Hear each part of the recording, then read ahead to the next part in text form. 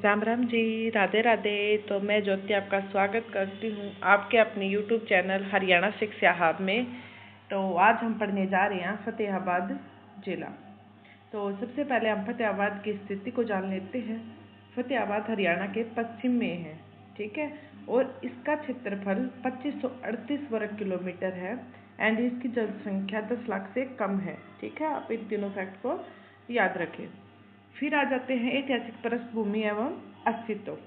तो सबसे पहले 1352 ईस्वी में फिरोज शाह तुगलक ने इसकी स्थापना की, ठीक है, जो कि तुगलक वंश का एक शासक था। और इसका नामकरण फतेह खां के नाम पर रखा गया। और फतेह खान कौन थे? फिरोज शाह तुगलक के पुत्र थे ये, ठीक है। और 15 जुलाई 1997 में इसका आधुनिक गठन मतलब कि जिले के रूप में आया। हरियाणा का 18वें जिले के रूप में यह बना फतेहाबाद, ठीक है। तो इसको आप याद रखें। और उस वक्त बंसीलाल जी थे हमारे मुख्यमंत्री। तो इन चीज़ों को आप याद रखें। फिर आ जाते हैं फतेहाबाद के प्राचीन नाम और उसके उपनाम। तो सबसे पहले इकदार। महर्षि पाणिनि की जो कि अष्टाध्यायी किताब है उसमें फतेहाबाद को इकदार के रूप में इसका वर्णन मिलता है, ठीक है। इकदार कहा गया अब आप इसको। फिर है उदयनगरी। 14वीं शताब्दी में जो कि ऐतिहासिक दस्तावेजों में इसे उदयनगरी के नाम से जाना जाता है और इसका उपनाम भी है हरियाणा की उदयनगरी, ठीक है। फिर है इसको गुलाबी नगरी और पिंक सिटी भी कहा जाता है, जो कि इसकी विशेष पहचान इसकी संरचना के कारण इसको हरियाणा की पिंक सिटी कहा जाता है, ठीक है। तो ये इंपॉर्टेंट है, कई बार एग्जाम में पूछा भी गया कि हरियाणा की पिंक सिटी कौन सी है, तो हो गया हमारी फतेहाबाद, ठीक है। और हरियाणा का पेरिस होगा करनाल, तो इनमें आप कंफ्यूज मत होना। फिर आ जाते हैं अर्थव्यवस्था, उद्योग और प्रमुख शिक्षा संस्थान। तो सबसे पहले उद्योग आता है सूती धागा उद्योग, जो कि फतेहाबाद का एक प्रमुख औद्योगिक सूती धागा उत्पादन के लिए राज्य भर में विख्यात है, ठीक है। ये एक ही उद्योग है इम्पोर्टेंट फतेहाबाद में, तो इसको आप याद रखना। फिर आ जाते हैं शिक्षा संस्थान, जैसे कि MM कॉलेज, जो कि फतेहाबाद में है, जिले का प्रमुख उच्च शिक्षा संस्थान है ये, ठीक है। और फतेहाबाद के जवाहर नवोदय विद्यालय है खाराखेड़ी गांव में, ठीक है। फिर आ जाता है अमरूद प्रजनन केंद्र, जो कि इम्पोर्टेंट है, बार बार एग्जामों में पूछा गया है। तो ये है भूना, फतेहाबाद में स्थित है।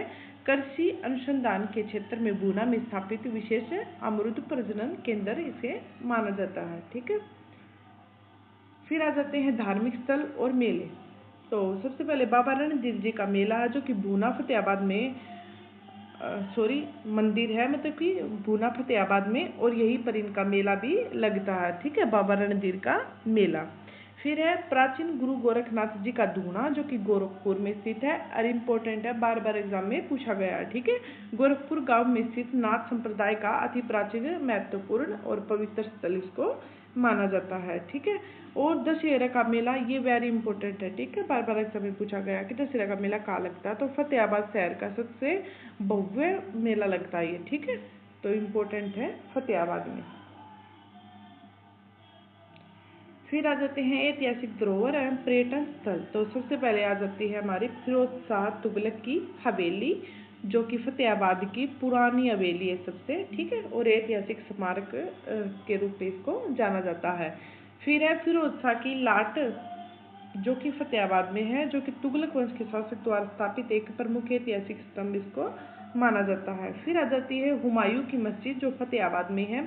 मुगल सम्राट हुमायूं से जुड़ी यह मस्जिद मध्यकालीन वास्तुकला का उत्कृष्ट उदाहरण है, ठीक है। और हुमायूं कौन थे? अकबर के पिता और बाबर के पुत्र, ठीक है। फिर है संत मीर शाह की मजार, जो कि फतेहाबाद में है।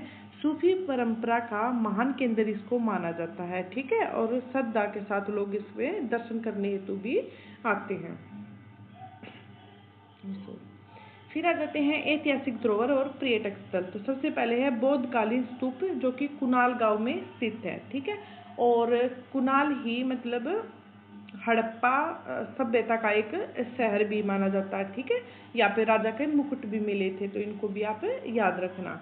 फिर जैसे कुनाल गांव में प्राप्त बौद्ध धर्म से संबंधित प्राचीन स्तूप और इसी क्षेत्र में बौद्ध का प्रभाव की भी पुष्टि की गई है, ठीक है।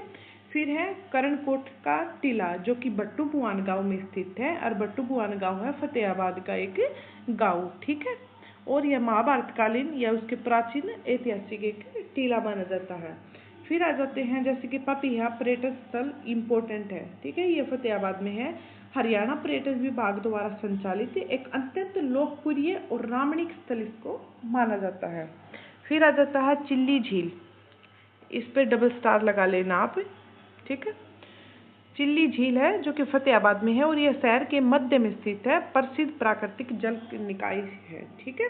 तो ये इम्पोर्टेंट है, आप इसको याद कर लेना। फिर आ जाते हैं फतेहाबाद के प्रमुख प्रसिद्ध व्यक्तित्व। तो सबसे इम्पोर्टेंट तो आपको पता ही होगा, पंडित जसराज जो कि एक संगीतकार है, ये हमारे फतेहाबाद से हैं, ठीक है। तो इनका जन्म पीली मंदोरी गांव में हुआ और ये मेवाती घराने से हैं, ठीक है। संगीत जगत में इनको स्वर सम्राट भी कहा गया और रसराज के नाम से भी यह प्रसिद्ध हुए, ठीक है। और इनको तीनों सम्मान मिले हैं, पद्मश्री, पद्म भूषण और पद्म विभूषण, ठीक है। तो ये आप याद कर लेना, इम्पोर्टेंट है। जैसे कि और इनको है 7 महाद्वीपों व दोनों ध्रुवों पर संगीत की प्रस्तुति देने वाले भारतीय के मतलब प्रथम संगीतकार भी ये बने हैं, ठीक है। और 2006 में अंतर्राष्ट्रीय खगोलीय संघ द्वारा शूद्र ग्रह का नाम भी इनके नाम पर रखा गया, जो कि इनकी सार्वभौमिक मान्यता को दर्शाता है। ये देखो कि हरियाणा के क्षेत्र में पैदा होकर इन्होंने अपना कितना नाम किया। फिर आ जाते हैं उदयचंद जो कि जाड़ली गांव से हैं, प्रसिद्ध कुश्ती खिलाड़ी हैं ये, और भारत के प्रथम अर्जुन अवार्डी भी खिलाड़ी ये माने जाते हैं। इनको 1961 में ये अवार्ड मिल गया था, ठीक है। फिर है प्रियंका बेनीवाल जो कि सुल्लीखेड़ा गांव से हैं और हरियाणा के प्रथम कॉमर्शियल पायलट महिला ये रह चुकी हैं, ठीक है। फिर है जैसे कि सुलक्षणा पंडित जो कि प्रसिद्ध बॉलीवुड अभिनेत्री हैं। फिर है सारा गुरपाल, ये इंपॉर्टेंट है, एग्जाम में कई बार पूछा गया, ठीक है, जो कि प्रसिद्ध मॉडल और अभिनेत्री रही हैं। फिर है मनकीरत औलख जो कि लोकप्रिय पंजाबी सिंगर हैं। और फिर आ जाते हैं कवि मुंशीराम जो कि जाड़ली गांव के प्रसिद्ध एक कवि हैं, ठीक है। तो ये सभी फतेहाबाद के हैं प्रसिद्ध व्यक्तित्व। तो हमारा फतेहाबाद जिला यही पे समाप्त होता है और ये है आज का प्रश्न। तो इसका उत्तर आप कमेंट बॉक्स में ज़रूर करें और हमारी क्लास अगर आपको पसंद आई हो तो लाइक शेयर सब्सक्राइब ज़रूर करें और अपने भाई बहनों में जो भी पढ़ाई कर रहे हैं उनके साथ आप क्लास ज़रूर शेयर करें। और मैं डेली क्लास डाल नहीं पा रही हूँ उसके लिए सॉरी, क्योंकि मेरे एग्ज़ाम आए हुए हैं और तो मुझे बहुत ही कम समय मिल पाता है कि PDF तैयार कर पाऊँ और क्लास रिकॉर्ड कर पाऊँ। तो इस आई होप आप सब इस चीज़ को समझेंगे और अपनी पढ़ाई के अच्छे तरीके से करेंगे और हमें पूरा सपोर्ट देंगे।